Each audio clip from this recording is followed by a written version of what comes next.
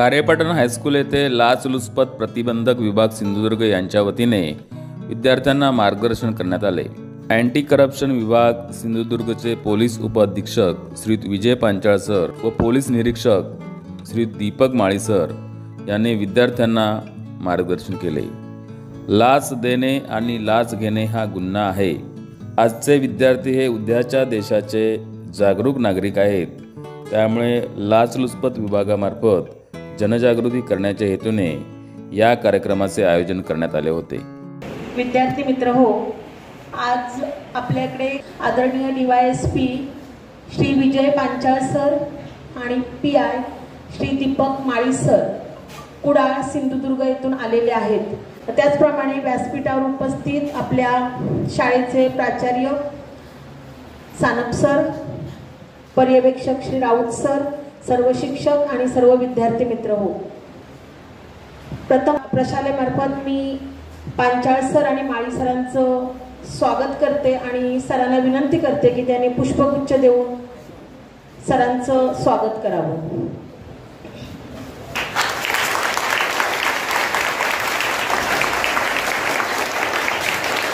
आपल्याकडे हे दोन्ही पाहुणे उपस्थित झालेले आहेत, ते अँटी करप्शन विभागातून आलेले आहेत। अँटी करप्शन म्हणजेच भ्रष्टाचाराविरोधी लढा, आणि भ्रष्टाचार म्हणजे काय तर हे सांगण्यासाठी सर इथे उपस्थित आहेत। मी आदरणीय माळी साहेबांना विनंती करते की त्यांनी आपलं मनोगत इथे व्यक्त करावं, मुलांना मार्गदर्शन करावं। सर्वांना नमस्कार। येथे उपस्थित आमचे डीवायएसपी सर, पांचाळ सर, मुख्याध्यापक सानप साहेब आणि शिक्षक आणि विद्यार्थी मित्र, आमची ओळख करून देतो। मी दीपक माळी, पोलीस निरीक्षक, अँटी करप्शन विभाग म्हणजेच लाचलुचपत विभाग। आमचा हा विभाग जे शासकीय कर्मचारी असतात, अधिकारी असतात, त्यांच्यावरती कारवाई करण्यासाठी नेमलेला विभाग आहे। जे असे अधिकारी जे पैसे घेऊन लोकांचे काम करतात किंवा लोकांना सांगतात की मी तुमचं काम करून देतो, मला एवढे पैसे द्या, मग ते कोणत्याही पदावर असू देत, जे असे की जे शासकीय नोकरीमध्ये असतात, म्हणजे सरकारचे कर्मचारी, सरकारचे नोकर असतात। तरी आता सुरुवातीला कसं तरी की आपल्या घरी आपले आईवडील असतात, त्यांना अडचण असते, त्यांची बरीच कामं थांबलेली असतात आणि एखादा अधिकारी त्यांच्याकडे पैशाची मागणी करत असतो। आणि हे इथून पुढे तुम्हाला जसं तुम्ही मोठे होत जाल, 11वी 12वी ग्रॅज्युएशन, त्यावेळी तुमच्या लक्षात येईल की म्हणजे की शासकीय कार्यालयाशी तुमचा संबंध आला आणि शासकीय कार्यालयामध्ये तुम्ही काम करायला गेला तर पैशाची मागणी होऊ शकते। तेव्हा तुमच्या लक्षात येईल की बाबा आम्ही 10वी 11वीला असताना असं काही आम्हाला क्लासमध्ये सांगितलेलं होतं की बाबा लाचलुचपत प्रतिबंधक विभाग असतो, त्यावेळी तर तुम्ही लक्ष ठेवायचं आहे। परंतु आता इथून पुढं तुम्ही घरी घरी असताना आईवडिलांची चर्चा होत असते की बाबा असं माझं तलाठीकडे काम आहे, ग्रामसेवकडे काम आहे किंवा प्रांत ऑफिसमध्ये काम आहे, पंचायत समितीमध्ये काम आहे, तरी तेथील अधिकारी कर्मचारी माझ्याकडे एवढे एवढे पैसे मागत आहेत। हे ज्यावेळी तुम्हाला ऐकायला येतं किंवा तुम्ही बघता, त्यावेळी तुम्ही त्यांना घरी सांगितलं पाहिजे की बाबा असं पैशाचा वगैरे काही संबंध नसतो, ही पैशाची मागणी ही बेकायदेशीर असते। आणि याकरिता आपल्या येथे म्हणजे प्रत्येक जिल्ह्याच्या ठिकाणी लाचलुचपत प्रतिबंधक विभाग स्थापन करण्यात आलेला आहे, जो की पोलीस खात्याशी संबंधित आहे। आणि हा एक क्रमांक लक्षात ठेवायचा 1064, की तुम्ही घरच्यांना सांगू शकता की तुम्ही 1064ला तक्रार करा आणि ते तुमची तक्रार ऐकून घेतील आणि जे समोरचा जो व्यक्ती लोकसेवक आहे, शासनाचं काम करणारा जो कर्मचारी आहे, त्यांच्यावर कार्य करतील, म्हणजे कारवाई करतील, जेणेकरून जे लाच घेतात त्यांच्यावर आपल्याला आळा घालता येईल। आणि महत्त्वाची गोष्ट हे झालं लाचलुचपत प्रतिबंधक विभाग। तुम्ही काय करायचं आहे यावर मी थोडक्यात सांगितलेलं आहे। तर बरेच मुलं मोबाईल वापरत असतील, किती जण मोबाईल वापरत आहे घरी, शाळेमध्ये घरी किती जण वापरताय मोबाईल, बघताय, वडिलांचा, आई वडिलांचा, भावाचा, बऱ्यापैकी 90% 95% वापरत असतील। तरी हा विषय अतिशय महत्त्वाचा आहे की इथून पुढे लक्षात ठेवा, मोबाईलचा वापर कमीत कमी करायचा आहे. मोबाईलचा वापर कमीत कमी करायचा आहे. आणि 10वी 11वी 12वी 10वी झाल्यानंतर किंवा 11वी 12वी झाल्यानंतर कॉम्पिटेटिव्ह एक्झाम म्हणजे स्पर्धा परीक्षा असते हे कोणाला माहीत आहे? हात वरती करा. स्पर्धा परीक्षा असते, त्यातून शासकीय नोकरी मिळते हे किती जणांना माहीत आहे? तरी आता इथून पुढे लक्षात ठेवा, तुम्ही अभ्यास करताना दुसरा अँगल लक्षात ठेवायचा की मी अभ्यास करणार की ज्या शासनाची परीक्षा असतात, म्हणजे लोकसेवा असू दे, केंद्रीय लोकसेवा असू दे, राज्य लोकसेवा असू दे, यामध्ये मोठमोठे पदे भरले जातात. जसे की तहसीलदार, नायब तहसीलदार, जिल्हाधिकारी, उपजिल्हाधिकारी, PSI, DYSP, ग्रामसेवक, तलाठी असू दे, म्हणजे बाकी शासकीय नोकरी म्हणजे जे हा एक सर्वांनी म्हणजे ज्याला इच्छा आहे त्यांनी हा एक अँगल लक्षात ठेवायला पाहिजे की बाबा आपण कॉम्पिटेटिव्ह एक्झामसुद्धा देऊ शकतो. नॉर्मली कसं असतं की डिग्री करणे, इंजिनिअरिंग करणे, मेडिकल करणे. तरी सर्वांना माझी विनंती आहे की तुम्ही हा एक अँगल लक्षात ठेवा. जर आवड असेल शासकीय नोकरी किंवा शासकीय नोकरीमध्ये येण्याची, तरी कॉम्पिटेटिव्ह एक्झाम हा प्रकार असतो आणि तो डिग्रीनंतर आपण कोणत्याही परीक्षेला आपण बसू शकतो. मग ती कोणतीही डिग्री असेल तरी अडचण नसते. आता इथून पुढं जे पुढचं लेक्चर आहे ते आमचे सर DYSP साहेब सांगतील. धन्यवाद. नमस्कार बाळांनो, मी माझी ओळख करून देतो. तर सर्वप्रथम सेट ज्युनियर कॉलेज आणि शाळा चे प्राचार्य सानप सर, त्यांचे सहयोगी राऊत सर, त्यांच्यासोबत असलेले सर्व मान्यवर शिक्षण वर्ग आणि माझ्या विद्यार्थी मित्रांनो, बरं तुमच्या मनात प्रश्न पडला असेल ना. आता तुम्हाला माळी साहेबांनी थोडं जुजवी माहिती दिली की आज पोलीस तुमच्या शाळेत कशाला आले, काय गरज काय, हा प्रश्न पडला असेलच ना थोडाफार. आज अँटी करप्शन विभाग आहे, लाचलुचपत प्रतिबंधक विभाग. लाच म्हणजे काय बाळांनो, कोण सांगितलं मला? आपण थोडं प्रश्न उत्तर हे करायचं, त्यामुळे काय खेळमेळीचं वातावरण निर्माण होतं. लाच हा जी व्याख्या आहे ती आता मॅडमनी सांगितली इथे. लाचेची व्याख्या म्हणजे काय? लाच म्हणजे जे कष्टविहीन, जे कायद्याला मान्य नाही, जे काम, आता जो लोकसेवक म्हणून जी आमच्या याच्यामध्ये आम्ही जो शब्द वापरतो की जी सरकारी यंत्रणा आहे, त्या सरकारी यंत्रणेमध्ये विविध विभाग आहेत.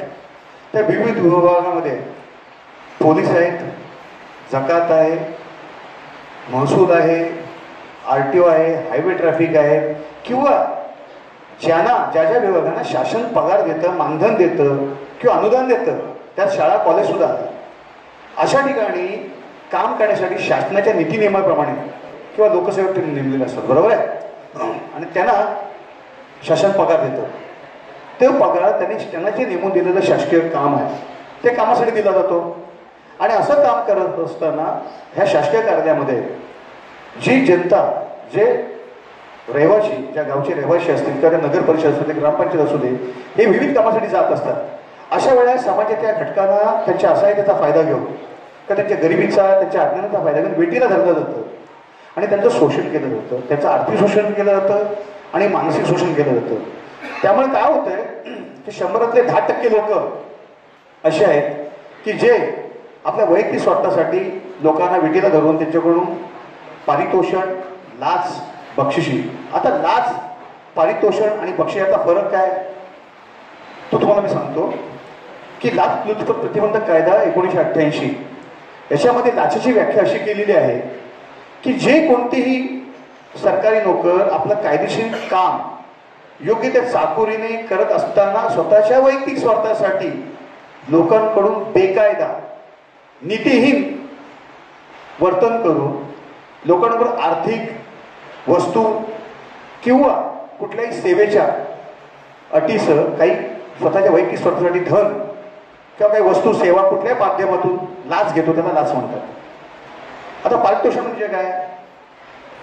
बक्षीस, ज्याला बक्षीस म्हणतात, की एखादं मी तुमचं काम करून देतो, हां, पण तुमचं काम झालं मला तुम्ही एवढे पैसे द्या किंवा मला तुम्ही अशी वस्तू द्या.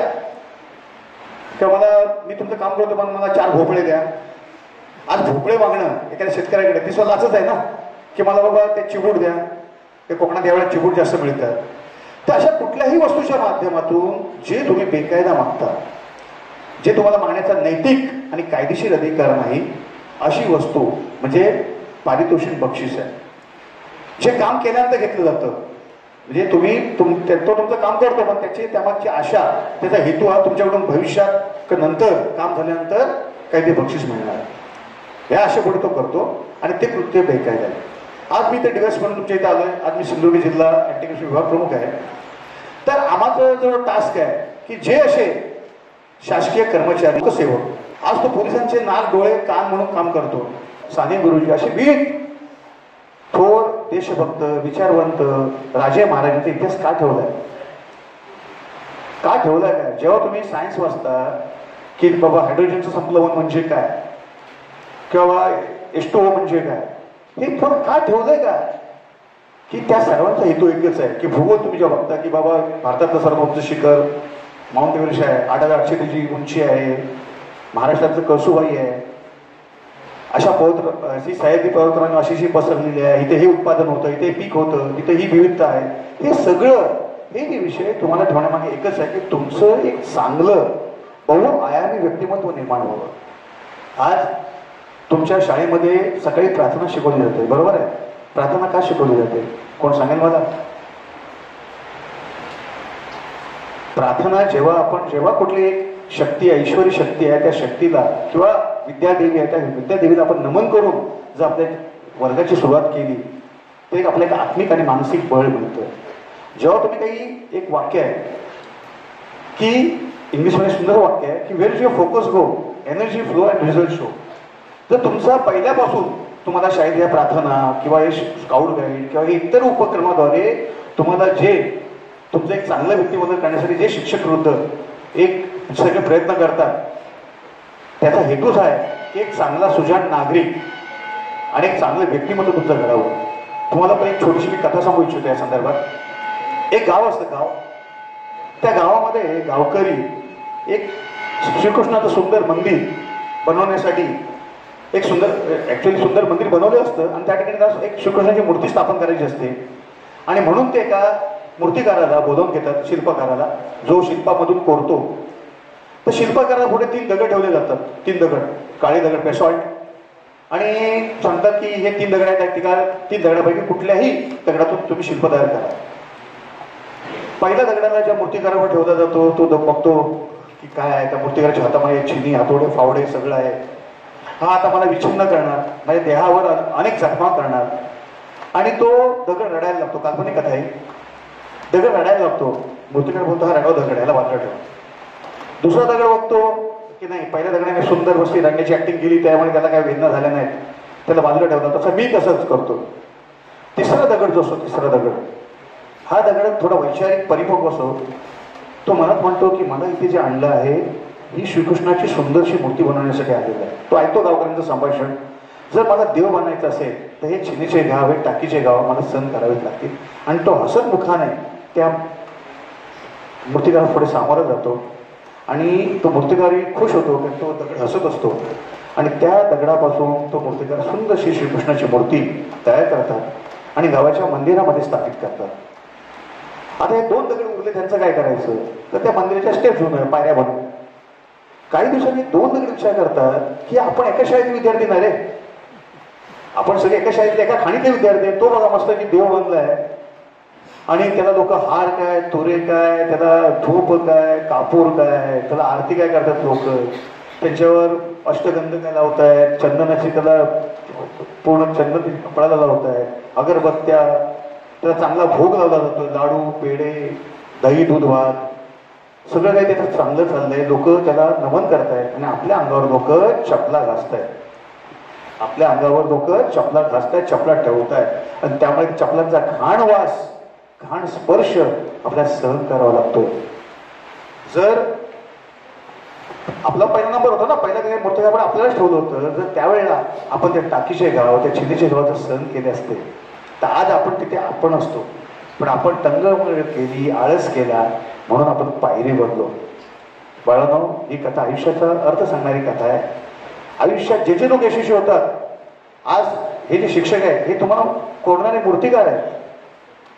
सानप सर असू द्या, राऊत सर असू द्या, पाठी मॅडम बसले, हे तुमचे सुंदर भावशिल्प तयार करणारे मूर्तिकार आहेत, हे शिल्पकार आहेत. त्यांचा उद्देश एकच आहे की आमचा विद्यार्थी एक चांगला यशस्वी विद्यार्थी व्हावा, एक यशस्वी चांगला नागरिक व्हावा, एक कर्तृत्ववान पुरुष व्हावा, एक कर्तृत्ववान स्त्री व्हावी. आणि त्यासाठी जे जे त्यांना देणं गरजेचं आहे ते आम्ही देण्याचा प्रयत्न करू.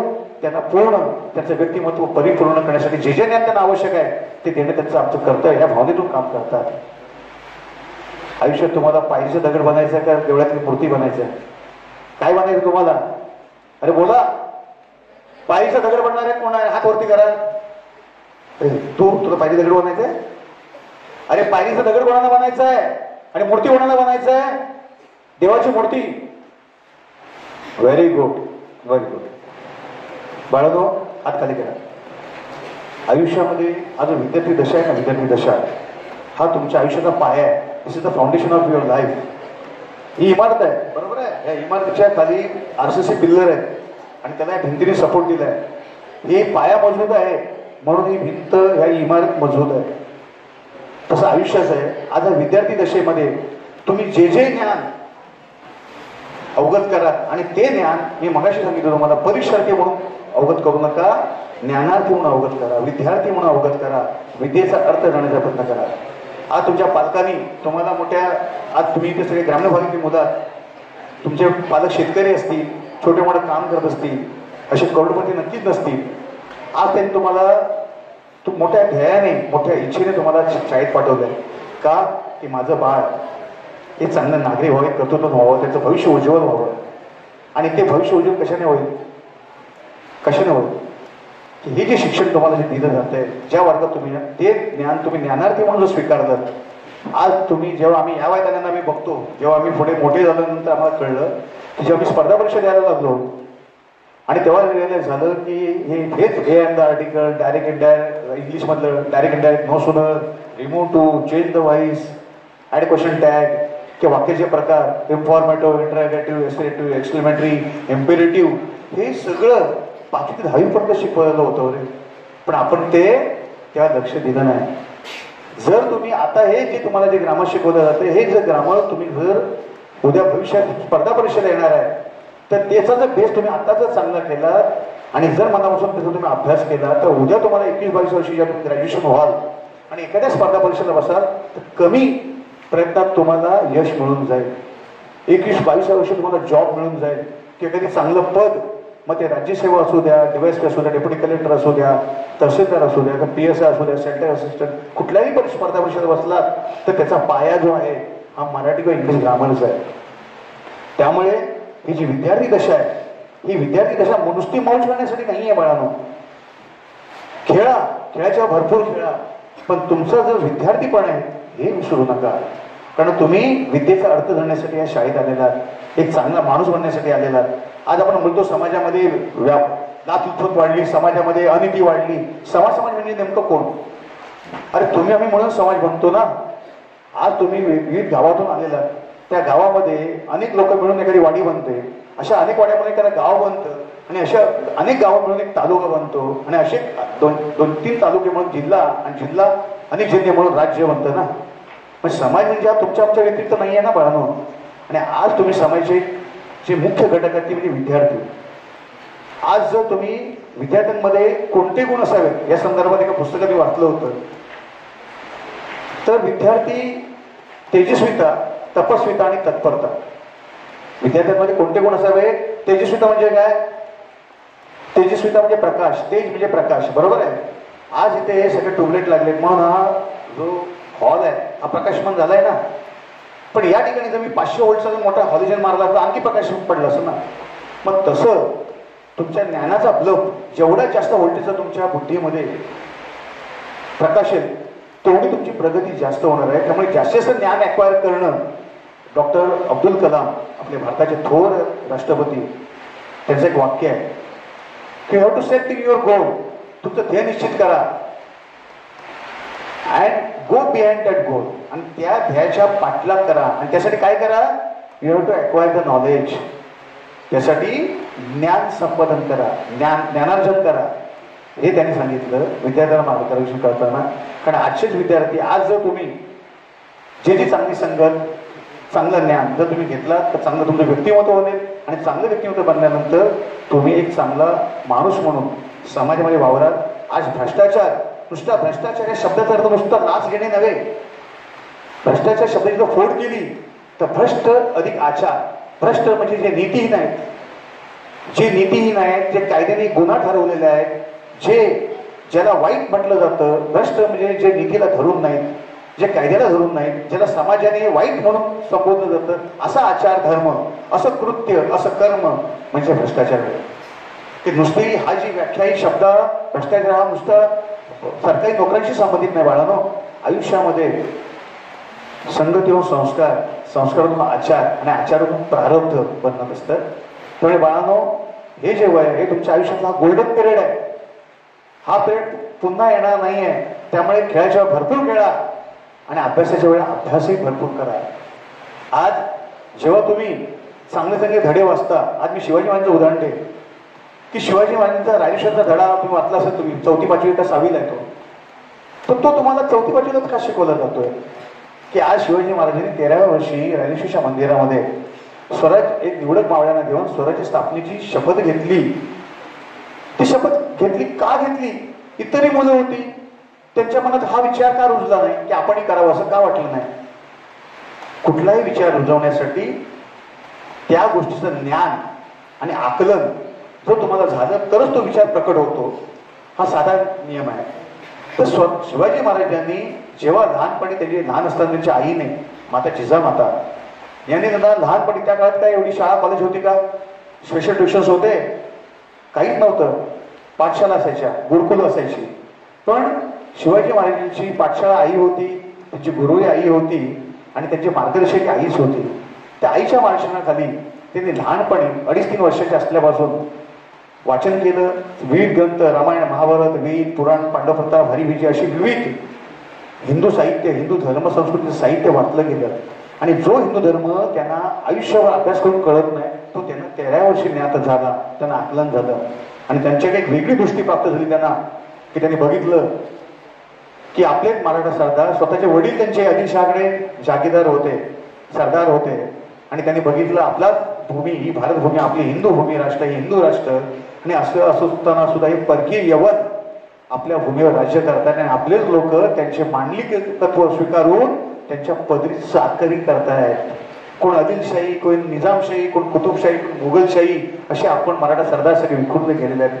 आणि हे लोक आमच्या रूढी परंपरावर आक्रमण करतायत. आज आम्हाला जर तीर्थयात्रा करायची असेल तर आम्हाला जिजिया कर द्यावा लागणार का?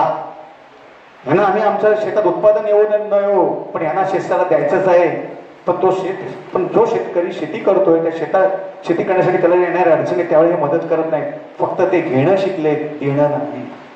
अशा प्रकारे ह्या माझ्या समाजाचं शोषण चाललंय. माझ्या आई बहिणीची इज्जत लुटली जाते आहे. आज समाजला जर रस्ता दाखवायचा असेल तर मला पुढे झालंच पाहिजे, हा विचार शिवाजी महाराजांच्या मनात रुजला गेला.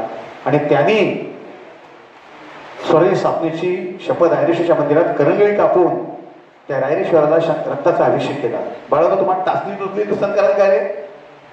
पण शिवाजी महाराजांनी तलवारीच्या पात्याने करंगळी कापून रक्ताचा अभिषेक केला. एवढं धारिष्ट, एवढं ध्येयवाद आला कुठून? तर तो आला होता त्यांच्या वाचनातून. चांगलं वाचन केल्यामुळे त्यांना एक वेगळी दृष्टी प्राप्त झाली आणि त्या दृष्टीतून आली. तर तुम्हाला हा धडा शिकवण्यामागचा हेतूच आहे की तुम्ही तुमच्या आयुष्यात शिवाजी महाराजांचं ध्येयनिष्ठ, प्रतिभावान, कर्तृत्ववान झालं पाहिजे.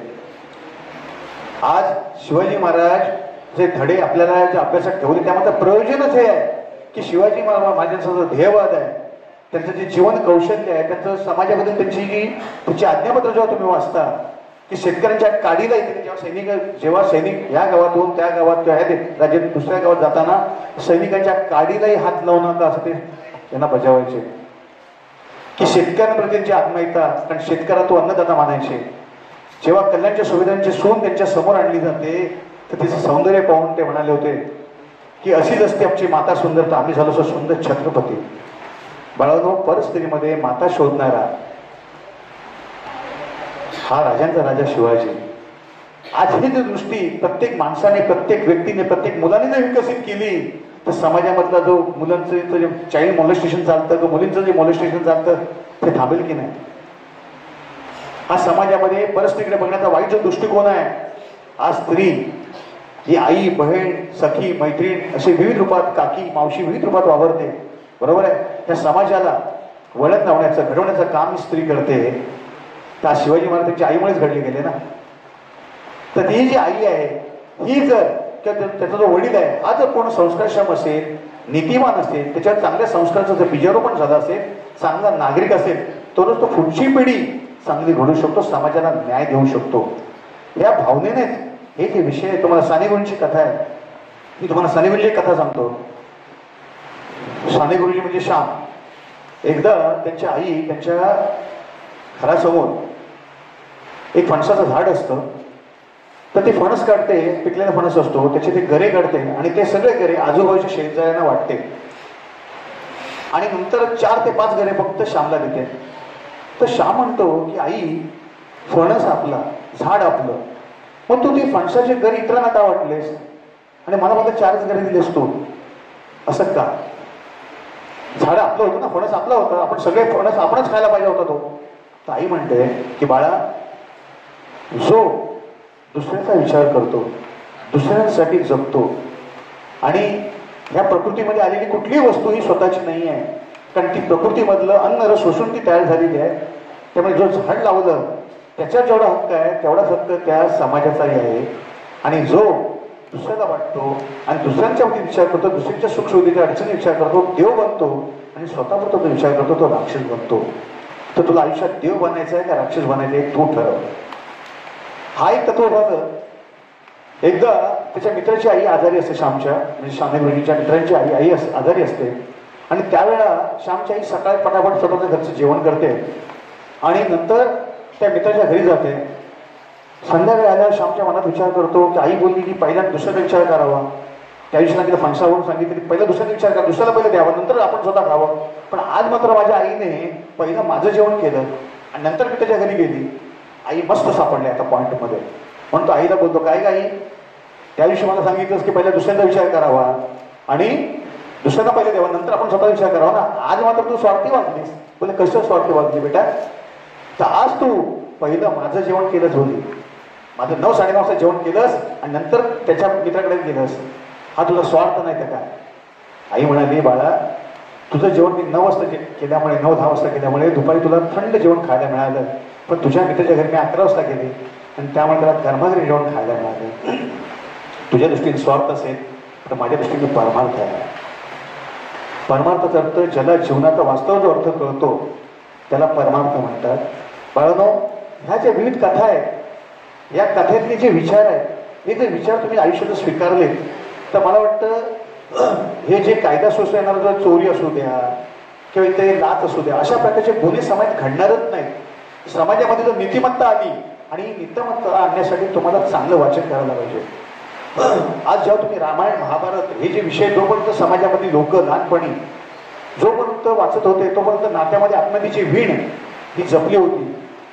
जेव्हा तुम्ही रामायण मधली जेव्हा तुम्ही कथा वाचता ते राजा दशरथ हे रामाला 14 वर्ष वनवासाला पाठवतात आणि त्यानंतर राम वनवासाला जेव्हा निघतो तर रामाबरोबर त्यांचा भाऊ लक्ष्मण हाही निघतो. वनवास रामाला होता, लक्ष्मणाला नव्हता.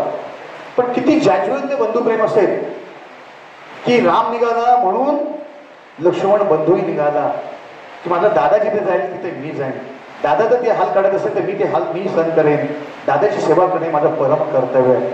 हा भाव ह्या वाचनातून समाजात पूर्वी बिंबला जायचा. आणि ज्या वेळेला भरताला कळतं की दादा वनवासाला गेला, माझ्या आईने कैकेयीने वडिलांच्या वचनासाठी वडिलांना वचन देण्यास भाग पडलं आणि माझ्या दादाला कारण नसताना 14 वर्षाचा वनवास लागलेला आहे. तो दुःखी होतो आणि दादाला जंगलात जाऊन भेटतो, दादा माझी आई चुकली रे, तूच परत दादा तुझ्याशिवाय ते रामराज्य असू शकतच नाहीये, तुझ्याशिवाय आमचं जीवनच नाही, तो आमचा सर्वांचा करता धरता तो आहेस. तर प्रभू राम बोलतात, काय बोलतात की बाळा मी तुझ्या पप्पाला, आपल्या पप्पा म्हणजे आपल्या वडिलांना मी वचन दिलेलं आहे की मी वनवास, वडील बोलत मला आणि वडील आपल्या हयात नाही आहेत, आपण रघुकुलातले आहोत, प्राण जे आहे पण वचन न जे आहे. आणि त्यामुळे मी येऊ शकत नाही. तू जा, परत जा आणि मी जरी नसलो तरी तू या राज्याचा राज्यकारभार सुंदरतेने पार पाड. तर तो परत बोलतो की दादा तू येत नशील हरकत नाही, पण तुझ्या पादुका तरी तुला दे की ज्या सिंहासनावर ठेवे आणि मी राज्याचा राज्यकारभार करेन. आणि त्या पादुका घेऊन तो अयोध्येत येतो आणि त्या ठिकाणी त्या सिंहासनावर ठेवून त्याची पूजा करून स्वतःची झोपडी राज्याच्या बाहेर टाकतो. बाळांनो शांतपणे ऐका, ही स्वतःची झोपडी राज्याच्या बाहेर टाकतो आणि स्वतः वल्कल धारण करतो. तिकडे दादा माझा जंगलामध्ये जे वस्त्र धारण करतोय ती वस्त्र मी धारण करेन. दादा माझा तिकडे कंदमुळं खातोय, मी इकडे कंदमुळंच खाईन. दादा माझा जमिनीवर झोपतोय, मी सुद्धा जमिनीवर झोपेन, राज मला ती झोपणार नाही. किती जाज्वल्य बंधुभक्ती आहे लक्ष्मणाची आणि भरताची. बाळांनो हे जोपर्यंत समाजामध्ये होते, हे विचार होते, तोपर्यंत समाजाला शिस्त होती. आणि ही शिस्त, हे वाचन आपलं कमी झालं, चांगलं वाचन आहे. मी मगाशी सांगितलं वाचनातून विचार जन्मतात आणि विचारातून आचार आणि आचारातून प्रारब्ध, ही जीवनाची रीत आहे. आणि ही रीत जर तुम्ही स्वीकारली तर विशेष व्यक्ती म्हणून तुम्ही निश्चितच आवाज कमी केला नक्कीच यशस्वी व्हाल. आज शाळेमध्ये तुम्हाला जे जे विषय शिकवले जाते ज्ञानात येऊन शिका, कारण भविष्य हे स्पर्धेचं युग आहे. त्या स्पर्धेमध्ये कोण थांबायला तयार नाही आहे. कोणाला डॉक्टर व्हायचं आहे, इंजिनियर व्हायचं आहे, IAS IPS ऑफिसर व्हायचं आहे, पण सर्वप्रथम मला माणूस चांगला बनायचा आहे हा विचार कधी कोणाला सुचतच नाही. त्या जीवनाचं ध्येय गाडी बंगला पैसा हे नाही आहे. जीवनाचं ध्येय एक चांगला माणूस होणं आहे. जर पैसा किंवा संपत्ती हेच ध्येय असतं ते इतिहासाने या श्रीमंतांची नावं इतिहासात नोंदली गेली असती. परंतु काही समाजसेवक आहेत की जे काही लोक आपल्या कर्माने कर्तृत्वाने समाजाला काही देऊ इच्छितात, असे काही लोक आहेत. उदाहरणार्थ प्रकाश आमटे, बाबा आमटे, तिकडे विदर्भामध्ये राणी बंग, अभय बंग, डॉक्टर अमोल कोल्हे पती पत्नी, आज तिकडे आदिवासीची सेवा करतायत, जंगलामध्ये राहतायत आणि समाजासाठी सामाजिक बांधिलकीची भावनेने आपलं जीवन व्यतीत करतायत. ते श्रेष्ठ का इकडे संपत्तीच्या जोरावर मऊ गादीवर लोळणारे सुख लोलूप व्यक्ती श्रेष्ठ? बाळांनो हे तुम्हाला मी का सांगतोय की हा जो भ्रष्टाचार आहे, भ्रष्ट आचार, हा तुमच्या अनैतिक गरजा ज्या तुम्ही निर्माण करता. आज मी म्हटलं की आज तुम्ही समजा बसले, आज तुमच्या पप्पांनी तुमच्या ऐपती मागच्या माने तुम्हाला कपडे आणून दिले, पण जर तुम्ही पप्पांना तुमच्या म्हटलं की नाही मला ब्रँडेड पॅन्ट शर्टच पाहिजे,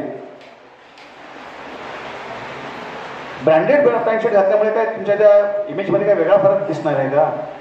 पण तुम्ही जर कितीशी मुलं आहेत की आज तुम्ही तुमचे आई वडील तुम्हाला जे मोठ्या कौतुकाने देतात त्याचं तुम्ही कौतुक करता, पप्पा आज तुम्ही आणून ड्रेस चांगला आहे, तुम्ही चप्पल चांगली आणली, त्या बापाच्या बिचारच्या हृदयाला ना ते तुमचे प्रेमाचे 2 शब्द सुख देऊन जातील. किती अशा मुली आहेत, किती मुलं आहेत की आज मी संध्याकाळी माझे बाप थकून आलेला आहे, बापाने शेतामध्ये लावणीचं काम केलंय, तर मी पप्पा तुमच्या पाय चिपतो, तुमच्या डोक्याला मी तेल लावतो, हे मम्मी थांब, आई थांब, आज जरा मी भाजी मी कापून देते तुला, तू फोडणी दे, डाळीला फोडणी तू दे, मी भाजी कापते. बाळांनो कधीतरी डोळत नसेल आपल्या आई वडिलांच्या कपड्यांकडे बघा, त्यांच्या पायाच्या चपलांकडे बघा. तुमच्या अंगात चांगले कपडे असतील पण त्यांच्या पायात कधी फाटकी चप्पल असेल. बापाची बनियन व धादा होल असतील पण तुमच्या कपड्यात होल पडू देत नाही. का? कशासाठी? की माझं बाळ जे सुख मला भेटलं नाही, जे फॅसिलिटी मला मिळाली ती मी माझ्या बाळाला देईन. कारण त्यांचं जगण्याचं ध्येय तुम्ही आहात, जगण्याचा उद्देश तुम्ही आहात. आज त्यांच्या म्हातारपणाची काठी तुम्ही आहात आणि ही जर काठी सक्षम असेल तर त्यांचा म्हातारपण सोडलीच जाणार आहे. आणि त्यासाठी त्यांनी तुम्हाला शाळेत पाठवलं आहे, तुम्हाला विद्यार्थी बनवलेला आहे. आणि विद्यार्थी पण जपा. तुम्हाला जे जे विषय आहे, जे जे तुम्हाला रोज शिकवतील ते त्या दिवशी तुम्ही अभ्यास करा, जेणेकरून तुम्हाला पुन्हा वाचायची गरज लागणार नाही. तुमचा पाया पक्का होईल आणि एकदा तुमचा पाया पक्का झाला तर तुमच्या आयुष्याची इमारतही पक्की होईल. आणि तुम्हाला आज समजा एखादा मुलगा IAS IPS होतो आणि एक कथा सांगतो तुम्हाला. डॉक्टर लहाने म्हणून नेत्रचिकित्सक आहे आणि त्यांचा भाऊ जो आहे तो प्लास्टिक सर्जन आहे, मला वाटतं त्यांचं नाव पांडुरंग लहाने. तर एकदा ते रस्त्यात त्याचे वडील चालले होते आणि ते तरतर चालत होते 90व्या वर्षी. ते एक गावकरी विचारतो की अहो काका तुम्ही कशी एवढे तरतरीत जाता? तर तो सांगतो की नेत्रचिकित्सक तात्यासाहेब लहाने पद्मविभूषण आणि पद्मश्री प्लास्टिक सर्जन, सुप्रसिद्ध प्लास्टिक सर्जन लहाने चा मी बाप आहे. कारण त्यांचं समाजामध्ये त्या मुलांचं जे नाव आहे, लहानी कुटुंबाचं जे नाव आहे, त्यांचं सामाजिक योगदान आहे, सामाजिक बांधिलकीची त्यांची जी कर्म आहे, त्या कर्मामुळे त्यांचं नाव जनमानसाच्या तोंडी आहे. आणि त्यांचा बाप होणं, अशा मुलांच्या कर्तृत्व मुलांचा बाप होणं ह्याच्यासारखं सुखत नाही. त्यांच्याकडे गाडी आहे, बंगला आहे का, ग्रामीण भागात राहतात, पण जी सत्कीर्ती आहे, ही सत्कीर्ती, हा जो मान सन्मान आहे, ही इज्जत आहे, ती कुठल्या पैशात मिळत नसते, ही सत्कर्मातून मिळते. म्हणून बाळांनो, तुम्हाला तुमच्या आई वडिलांनी मोठ्या आशेने, मोठ्या हिमतीने तुम्हाला पाठवलेलं आहे, ते त्यांचं ध्येय पूर्ण करा. आज मोबाईल संदर्भात मी सांगू इच्छितो की आज आम्ही बघतो, मी पोलीस स्टेशन करून आलेलो आहे, मी मुंबईला होतो बाळांनो, तर कितीतरी मुली या वयामध्ये ते माझा फेसबुक फ्रेंड, माझा तो व्हॉट्सअप फ्रेंड, ते याहू, इंस्टाग्राम, ज्यावर जाऊन माझे 5 फ्रेंड आहेत, माझे 3 फ्रेंड आहेत, काय तुमची ऊर्जा त्या रील्स बघण्यामध्ये घालवू नका. आज तुम्ही तुमच्या इंस्टाग्रामवर, फेसबुकवर काही नको ते फोटो शेअर करता, त्याला ते क्रॅप केलं जातं. आणि काही मुलींना, काही हे समाज विघातक कृत्य करणारे, काही सायबर क्राईम करणारे, काही गुन्हेगार त्यांना ब्लॅकमेल करतात, त्यांचं मानसिक, शारीरिक, लैंगिक शोषण करतात. आणि हे शोषण जेव्हा तिच्या असह्य होतं, त्या असह्य झालेली मुलगी मग तिथे आत्महत्या करते किंवा पोलिसांच्या शेवटच्या स्टेपला येते. परंतु आम्ही त्या गुन्हेगार कारवाई करतो, पण ज्या मुलीवर जे लैंगिक शोषण, ज्याच्यावर जो अत्याचार होतोय, तिच्यावर जो अत्याचार झालेला आहे, तो अत्याचार आणि कुठल्याही केस घेतल्यामुळे तिच्यावर अत्याचार दूर होतो का? तिचं भावनिक जे शोषण झालेलं आहे, मानसिक शोषण झालंय, ते कुठल्याही कारवाईने ते परत येणार नाही, की त्याच्यावर ती खपली धरणार नाही. तुमची संगती चांगली ठेवा. एखादा तुमच्या शाळेचा विद्यार्थी एखादा गुटखा खात असेल, मावा खात असेल, तुम्हाला दिसतोय, असा विचार करू नका त्यामध्ये आम्हाला काय घेतलेलं आहे. आणि तुमचा तो सहकारी आहे, तुमचा मित्र आहे, तुमचा वर्गमित्र आहे, आज त्याचा कुठे पाय घसरत असेल, तुम्ही शिक्षकांना सांगा की सर, हा पोरगा असं असं करतो. कदाचित त्याला योग्य वेळी जर शिक्षकांनी किंवा त्याच्या पालकांनी किंवा आपण सर्वांनी मिळून त्याला जर रोखलं, त्याचं समुपदेशन केलं, तर कदाचित भविष्य होणार एखादा गुन्हेगार, एखाद्या व्यक्तीला आपण समाजातून, समाजाच्या मूळ प्रवाहात आणू शकतो. हा विचार ठेवा. वाचन करताना नुसते पुस्तकं वाचू नका, त्यावेळेला अवांतरी वाचन करा. जोपर्यंत तुमची बौद्धिक छेद, मी सांगितलं ना, ज्ञानाचा, ही इलेक्ट्रिक बघा, ही इलेक्ट्रिक पंख्यात गेली म्हणून एवढी हवा देते, हीच इलेक्ट्रिक जर एसीत गेली तर थंड हवा देते, आणि गिझर मध्ये गेली तर गरम पाणी देते. तसं बौद्धिक क्षमतेचं आहे. बौद्धिक क्षमता तुम्ही कुठल्या साच्यातून वापरता, त्यावर तुमच्या यशाचं, तुमच्या ध्येयाचं प्रतिबिंब होऊन आहे. आज मी बघतोय की काही विद्यार्थ्यांमध्ये, मी पोलिस आम्ही काम करतो, पॉस्कोसारखे गुन्हे, काही मुलींचं नात्याबद्दल शोषण होत असतं. पण ते मी जर एखादा, तुम्हाला ह्या गोष्टी मी सांगू इच्छितो बाळांनो, की आम्ही शाळेमध्ये जाऊन गुड टच, बॅड टच हे शिकवतो, की तुम्हाला चांगला स्पर्श आणि वाईट स्पर्श हा कळला पाहिजे. एखाद्या व्यक्ती नकळत तुमच्या अंगाला स्पर्श करतोय, त्याला स्पर्श करण्याचं काही कारण नाही आहे, तर त्यावेळेला जर तुम्ही त्याला रोखलं, मग तो कोणी असो, आज तुम्ही रस्त्यावर जाता, दुकानात जाता, शाळेत येता, रिक्षामध्ये बसता, असं विविध ठिकाणी तुम्ही जाताना तुमचा पुरुष संस्कृतीशी संबंध येतो. पण अशा वेळेस जर तुम्हाला जर एखाद्याचा वाईट स्पर्श, वाईट नजर कळली, त्याला जर मी रोखलं, काहो काका काय वाईट बघता माझ्या, का बघता असं, काय रे माय वाजत अंगाला कांदा लावतोय, तो पुन्हा डेअरिंग करेल का? प्रत्येक ठिकाणी तुम्हाला तुमच्यासोबत पोलीस नसतील, तर तुमच्या आई बाबा प्रत्येक वेळा नसतील, शाळा, कॉलेज, प्रत्येक ठिकाणी आई वडील असतील तर तुमच्यासोबत, तुम्ही स्वतःचा बचाव स्वतः करत शिका. भारतीय राज्यघटनेचं 96 आयपीसी ते 96, आता ते आयपीसी गेला, आता बीएनएस आलं, भारतीय न्याय संहिता आली, तर त्याच्यामध्ये कलम 100 होतं की वैयक्तिक संरक्षण हक्क बजावताना जर तुमच्या इज्जतीवर, तुमच्या आबरूवर जर कोण हल्ला करत असेल, त्याचा जीव घेण्याचा आपल्याला अधिकार आहे का, तुम्हाला संरक्षण करण्याचा अधिकार आहे. पण त्यासाठी तुम्ही योग्य वेळी जागा होऊन त्याला समर्थपणे फेस केलं पाहिजे. आता एखाद्या व्यक्ती तुमची रस्त्यात छेड करत असेल, तुम्ही म्हणता की जाऊ दे, मी लक्ष देणार नाही, मी हे करणार नाही, तर चालेल का सर? तर त्याला तुम्ही त्याच वेळी रोखलं आणि त्याच वेळी तुम्ही पोलीस कंप्लेंट केला, त्या तुमच्या पालकांना सांगितलं, तर भविष्यात होणारा एखादा गुन्हा आपण रोखू शकतो. एखादा पोरगा आज गुटखा खातोय, आणि जर त्या गुटखाने उद्या जर त्याला तुम्ही जर सांगितलं की नाही आम्ही गुटखा खातोय, तंबाखू आणतोय, त्याच्यात एका मुलाच्या चुकीमुळे अन्य 4 विद्यार्थी बाधित होऊ शकतात, की त्यांनाही सवय लागू शकते. पण त्या पहिल्याच गुटखा खाणाऱ्या पोराला, का तंबाखू खाणाऱ्या पोराला, व्हिडिओ बनणाऱ्या मुलाला किंवा सिगारेट पिणाऱ्या मुलाला जर आपण रोखलं, तर त्याच्या संगत करणारे 4 मुलं सुधरू शकतात. आपण जे विद्यार्थी आहोत, मी तुम्हाला परत सांगतो की विद्यार्थी पण जपा. हे विद्यार्थी पण तुमच्या आचरणातून, वागण्यातून दिसलं पाहिजे. विद्या विनयेन शोभते. काय म्हटलं जातं? विद्या विनयेन शोभते. विद्यार्थी हा विनयशील असावा, शिस्तप्रिय असावा, ज्ञानाची कास धरणारा असावा.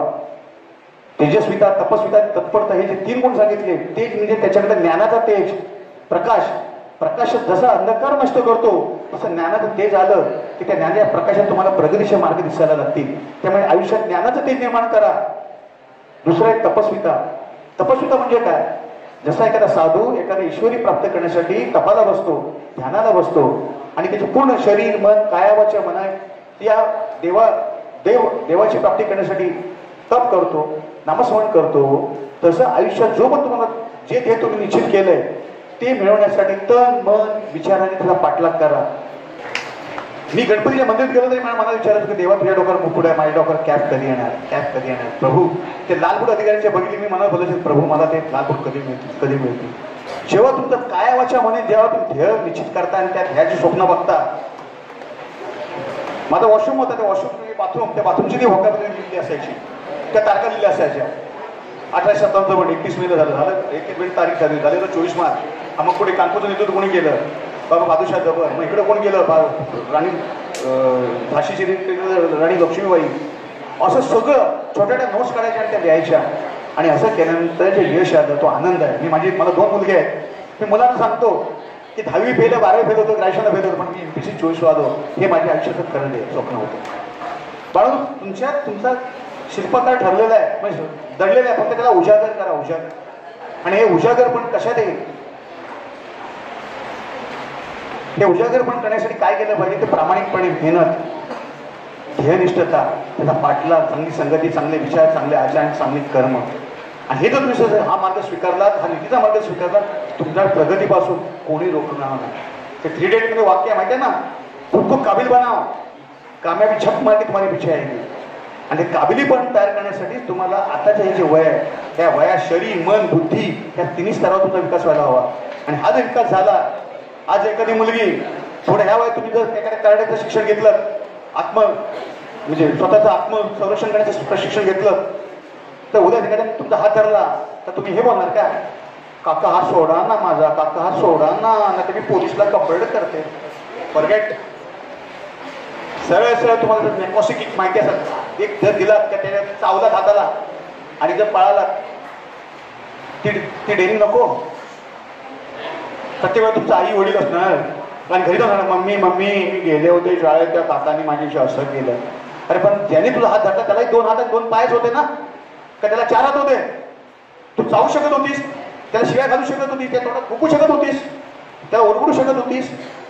माझी स्टाईल वेगळी आहे बनवणं की तुम्ही हे जे जीवन चाललंय, हे जीवनामध्ये ज्या समाजाच्या जी यंत्रणा दिसून येते की समाज व्यवस्थेचं जे स्तर आहे, त्या स्तरामध्ये प्रत्येक ठिकाणी तुम्ही प्रत्येक काम जर पोलीस यंत्रणेकडून करून घ्याल की माझे आई वडील मला सपोर्ट करतील, माझा भाऊ सपोर्ट करेल, की माझे सर मला सपोर्ट करतील, आयुष्यामध्ये स्वतःचा प्रतिकार कसा करायचा ह्याचं तर तुम्हाला आकलन पाहिजे, ह्याचं तर तुम्हाला ज्ञान पाहिजे.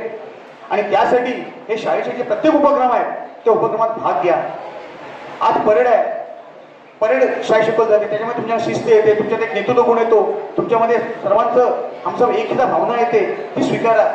आणि हे जे तुम्ही हे सगळे गुण, सुप्त गुण, हे जेव्हा तुम्ही तुमच्या व्यक्तिमत्वामध्ये टाकाल आणि जेव्हा तुम्ही एक नागरिक म्हणून बाहेर पडाल, तर तुम्हाला तुमच्या अन्याय करण्याचं धाडस कोण करणार नाही, तुमच्याकडे लाच मागायचं कोण धाडस करणार नाही. कारण तुम्हाला ज्ञात आहे, ओ सर तुम्हाला मी पेपर सबमिट केले आहेत आणि ते पेपर कायदेशीर चाकोरीतून आलेले आहे आणि ते काम करणं तुमचं काम आहे. आणि तुम्ही जर नाही केलं तर तुमचे वरिष्ठ बसले त्यांच्याकडे मीच आहे, तो तुमच्याकडे लाच मागेल का?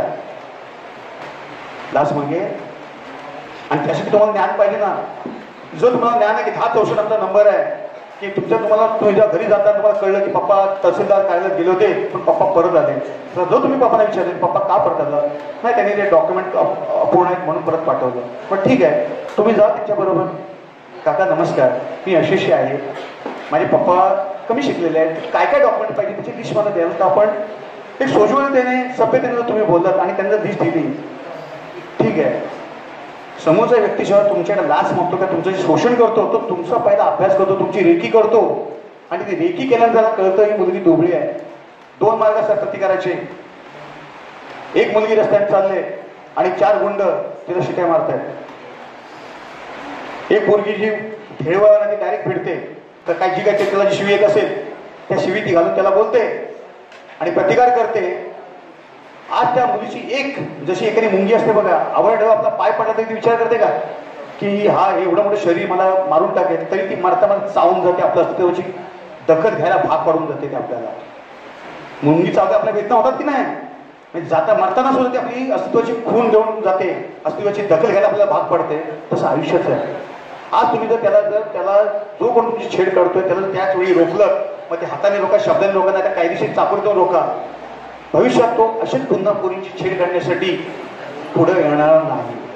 दुसरा मार्ग अहिंसेचा. त्या रस्त्याने छेड काढली असं वाटलं तुम्हाला, तुम्ही दुसऱ्या रस्त्याने गेला, त्याचा त्रास कमी झाला किंवा त्याकडे तुम्ही दुर्लक्ष केलं, एकदा दोनदा तीनदा तो छेड काढली त्याने, परंतु त्याला जर बसेल का, तुमचा त्रास वाचेल, फक्त तुमचा एकीचा त्रास वाचला, पण त्याला जी सवय लागलेली आहे ती सवय त्याची जाईल का, तो पुन्हा दुसरी सावध शोधणार, दुसरी मुलगी शोधणार, बरोबर आहे. आणि त्या प्रकारे त्याला जर योग्य वेळी त्याला जर ठेचायचं असेल की त्याच्यावर कारवाई करायची असेल तर तुम्हाला तुमच्या पालकांना किंवा शिक्षकांना ही गोष्टी सांगायला पाहिजे. आणि ती जर तुम्ही सांगितलं तर भविष्यात त्याच्यात होणार क्रिमिनल का त्याच्या जर पहिली कारवाई झाली तर भविष्यात त्याच्यामधून असे गुन्हे घडणार नाहीत आणि आपण आपल्या सहकारी बहिणी असतील, समाजाची स्त्रिया असेल, त्यांचं रक्षण करण्याचं आपण सहभाग घेतला असं होईल. बाळांनो, हा तुमचा विषय नाही आहे, मला चांगलं माहिती आहे, तुमचा विषय अभ्यास, पण तरी पण व्यक्तिमत्व, चांगलं व्यक्तिमत्व घडवण्यासाठी हे गुणशोही तुमच्यात आवश्यक आहे. एक स्वाभिमान, एक नीतितत्व, एक स्वतःचं संरक्षण करण्याची एक आत्मनिर्भर वृत्ती, हे सुद्धा तुमच्या व्यक्तिमत्वात भर घडणारे गुण आहेत. आणि ते तुम्ही जर ह्या बालवय स्वीकारले तर निश्चितच तुम्ही आयुष्यामध्ये एक कर्तृत्ववान व्यक्ती व्हाल, एक आदर्श व्यक्ती व्हाल आणि समाजातला एक चांगला घटक म्हणून त्या समाजातली गुन्हेगारी वृत्ती नष्ट करण्यास हातभार लावा. आणि त्यासाठी तुम्हाला मी सांगतोय, मला कोणाला काही शंका आहेत का? मी तुम्हाला सायबर क्राईमचंही सांगितलं, कोणीही आपले अवास्तव फोटो आपल्या फेसबुकवर, इंस्टाग्राम यावर अपलोड करू नका. एक मी DNR फाउंडेशनला होतो, एका मुलीने 22 वर्षी पोरगी, तिने फेसबुकवर हे ठेवला होता काय तो status, to we are in Matheran, घरात घरफोडी झाली. कारण त्या फोटोमध्ये सगळे आई वडील भाऊ बहीण सगळे दिसत होते. तिचा फेसबुक फ्रेंड कोणते चोर होता, त्याने लगेच या घरात जाऊन चोरी केली. तो फोटो त्या घरात घरफोडी करायला कारणीभूत ठरला. त्यामुळे आपली आवश्यक जी माहिती आहे ती लीक करू नका. एखादा बोलतो, अरे बेटा इकडे हे लाडू घे, हे लाडू घे, हा त्या सगळ्यांचा प्रसाद घे बेटा, घेऊ नका. जर तुम्ही तो प्रसाद घेतला, त्याच्यात जर गुंगीचं औषध असेल आणि तुम्ही जर बेशुद्ध पडलात आणि नंतर मग त्यातून उचलून तुमच्यावर लैंगिक अत्याचार केला तर सांगता येतंय. किंवा एखाद्या असा व्यक्ती तुम्हाला भेटतो, हा काय करतेस तू बेटा, काय करतेस तू, कुठं राहतेस, आपली माहिती आपली जी माहिती आहे ती अवास्तवपणे कोणापुढे प्रदर्शित करू नका, सांगू नका. जर तुम्ही त्याला बोलत हो तुम्हाला काय पाहिजे, कशाला पाहिजे, ओ काका थांबा, हा बघा हा माणूस माझी छेड काढतोय, पुन्हा वाटत पडेल. बाळांनो, ही काळाची गरज आहे. आज आम्ही मुंबई पोलीसमध्ये, मी माझी 37 वर्ष सेवा आहे, त्या सेवेमध्ये आम्ही जे गुन्हे घेतलेले आहेत आणि त्यात विशेषतः पॉस्कोचे गुन्हे याच्यात वाढ होत चालले. नात्या गोत्यामध्ये कधी कधी काही चुकीचा स्पर्श काही नातलं करत असं, पण मी मम्मीला सांगितलं, मम्मीला खरं वाटेल का, माझ्या म्हणजे आईला पप्पांना सांगितलं की बाबा काका किंवा माझा भाऊ हा माझ्याशी असं वर्तन करतो आहे, हे खरं वाटेल. बाळांनो, ही जी लज्जा, हा संकोच, हाच पुढे तिच्या नाशाला कारणीभूत ठरतो. आम्ही त्या गुन्हेगाराला पकडतो, ज्या कारवाई करतो, पण त्या मुलीला जो मानसिक धक्का बसतो, तिचं जे भावविश्व त्या धक्क्याने जे उद्ध्वस्त होतं, त्यावर आम्ही कुठलीच यंत्रणा त्यावर औषध किंवा त्यावर मलमपट्टी करण्यास सक्षम नसते. आणि prevention is better than cure. म्हणजे प्रिव्हेन्शन हे फार महत्वाचं आहे. गुन्हा घडू नये यासाठी प्रयत्न करणं आणि आपण त्याने जागरूक होणं ही काळाची गरज आहे. आणि त्यासाठी तुम्हाला आम्ही शाळेतून सांगतोय, तुम्हाला बहुतेक मुद्द्यावरून तुम्हाला सांगितलेलं आहे. भ्रष्टाचार जरी माझा विषय असला तरी तुम्हाला मी सांगितलंय की भ्रष्टाचार म्हणजे चुकीच्या सवयी, वाईट भ्रष्ट आचार, म्हणजे कुठलंही वाईट कर्म, वाईट कृती जे कायद्याला धरून नाही. बाळांनो, जाता जाता जसं ज्ञानेश्वरांनी पसायदानामध्ये साऱ्या जगतासाठी मागणी केलेली आहे, तर त्याच आशेची एक कविता मी तुमच्या सर्वांसाठी सादर करतो. झाड म्हणत धारा दे, पाखरू म्हणत चारा दे, सृष्टी मधल्या चराचराला देव सौख्य निवारा दे, देव सौख्य निवारा दे. नदी ओहळा पाणी दे, वनविळूला हवेची गाणी दे. अखंड वादळ नको ईश्वरा, झुझुणारा वारा दे, झुझुणारा वारा दे. झाड म्हणत धारा दे, पाखरू म्हणत चारा दे. सृष्टी मधल्या चराचराला देव सौख्य निवारा दे, देव सौख्य निवारा दे. माझ्या समोर बसलेल्या चिल्या पिल्यांना ते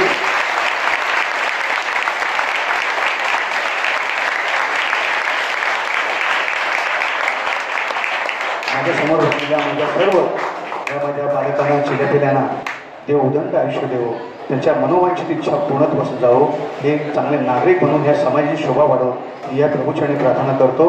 तुम्ही माझं सर्वांनी भाषण मला सहन केलं, ऐकलं, त्या सर्वांचं, त्या गुरुजनांचं, व्यासपीठावर गुरुजनांचं आणि तुम्हाला विद्यार्थ्यांचं मनोभाव. जय हिंद.